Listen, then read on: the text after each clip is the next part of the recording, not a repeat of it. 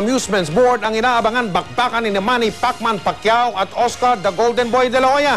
Nag-aalala raw ang GAB kasi posibleng mangyari, kung ano ang posibleng mangyari kay Pacquiao sa pagharap niya kontra sa mas malaki na si de la Hoya.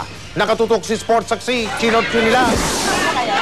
Mukhang hindi sapat ang paniniguro ni WBC lightweight champion Manny Pacquiao sa kanyang mga kababayan na malulusutan niya ang peligrosong laban kontra kay Oscar de la Hoya sa Disyembre 6. Nang ipahayag na tuloy na ang bakbakang Pacquiao de la Hoya, sumulat si Games and Amusements Board Chairman Eric Buhain upang ipaalam ang kanilang pag-aalala sa kaligtasan ng pambansang kamao, dala ng malaking agwat sa timbang at tangkad ni Golden Boy. Walang sanctioning body, walang WBC, WBO, IBF, or Ring Magazine. It's because this fight is really, kumbaga, kontra talaga sa kalakaran ng rules ng boxing.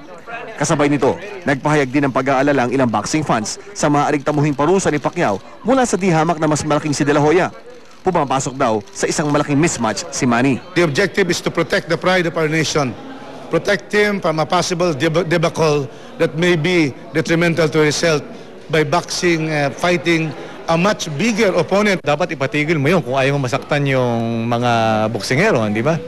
Ang problema lang natin, negosyo kasi yan . Dehado kung dehado ang pag-uusapan. Kahit na may AIDS factor pa silang pinag-uusapan, di ba?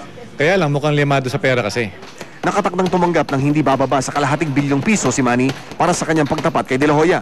Paglilinaw naman ni Buhain, hindi man sila sang-ayon sa laban ng Pacquiao de la Hoya.